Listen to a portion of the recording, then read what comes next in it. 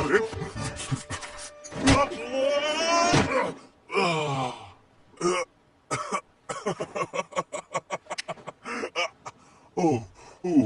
بہت جانے تم میں میری گردن توڑ کے رکھتی. ابھی ابھی سو کے اٹھا ہوں اس لیے سست ہو رہا تھا تھوڑا, لیکن اب میں بالکل صبح صبح لڑائی نہیں کرتا. اگر تم وہ نیچے رکھ دو تو تمہارے ہاتھ میں ہے اور یہاں سے چلی جاؤ تو شاید میں بخش دوں تمہیں. ہے کیا تمہارے ہاتھ میں؟ گھڑی چورائی تم نے یا انگوٹھی؟ جواب تو لڑکی, بولو.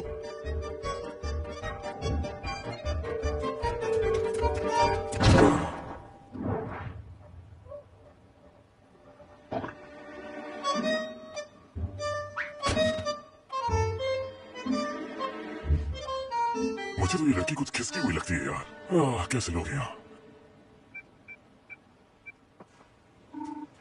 ہیلو, پولیس کو